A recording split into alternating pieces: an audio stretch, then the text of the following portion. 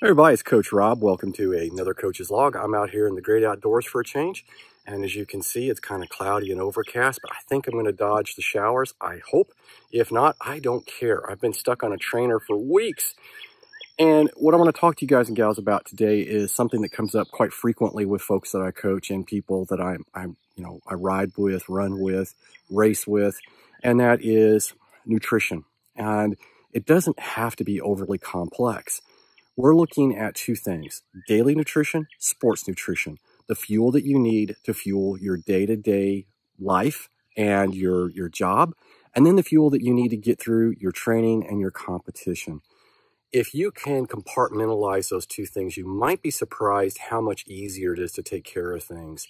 One of the problems that we keep facing is with some of these calorie counting applications that are looking for general guidance from you about your lifestyle. So for instance, MyFitnessPal is a very common product or application that my folks use to track calories, to make sure that they're taking in the right things at the right times and making sure that they've covered the right macros, how much percentage of calories are consumed in fats, carbs, and protein. The other thing that they're looking at, of course, is calories, especially those that are either trying to maintain weight or lose some weight. And it's not always as simple as calories in, calories out. Yes, you can go pretty far with that if you're trying to lose weight, but eventually you're going to start falling flat. So you got to be very careful there. We're going to talk about that in a little bit. So when I take a look at daily nutrition, I'm looking for nutrition that is there to support my lifestyle. If I had an active job, I'm going to probably consume more calories. If I have a sedentary job, I'm going to consume less calories.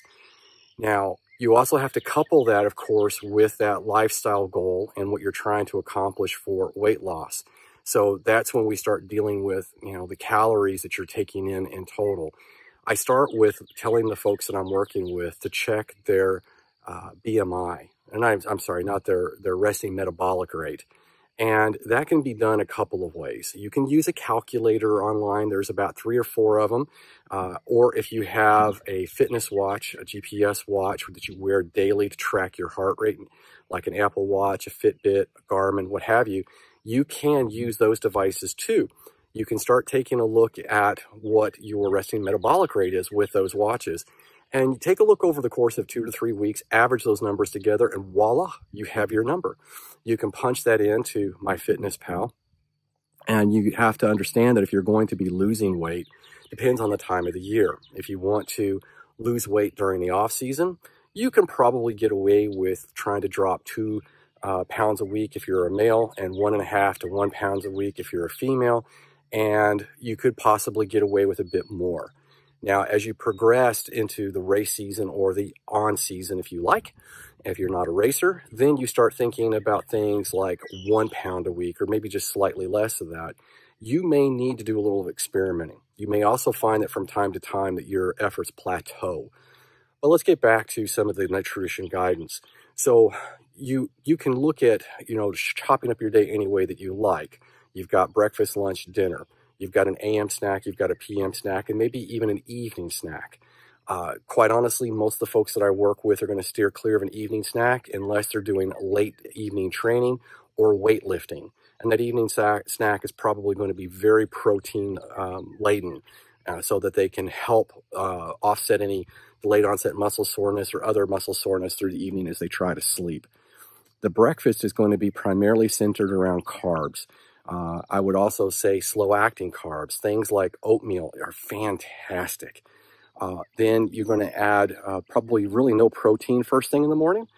There's really no need for it. And then you skip ahead to your mid-morning snack, another kind of carbohydrate heavy snack. You might be looking at some granola, things like that. Then you can move into the lunch. As lunch, I'm going to start to go to carbs again, but I'm going to add a very large portion of vegetables. And depending on the type of training I'm doing that day, if I had hard training the day before, I'm going to put protein in at lunch. And if it's going to be the day of the hard training, I'm not going to put in any protein in. So these are some of the things. When you get into dinner, it's kind of a toss-up again. I'm going to be shooting for things along the lines of more vegetable than I am carbohydrates. And if I'm going to have any sort of animal-based protein, remember, the less legs, the better. That means that red meat, not the end of the world, but white meat, pork would be better. What's better than pork? Chicken. What's better than chicken? Fish. That's where the whole less legs and the better comes from. Be careful with your fish choices. Limit salmon and tuna to once a week because of the potential for mercury contamination. So those are just some of the tips that I give to my athletes. It's very simple guidance on the daily nutrition. Next up, we're going to talk about some very simple guidance on sports nutrition.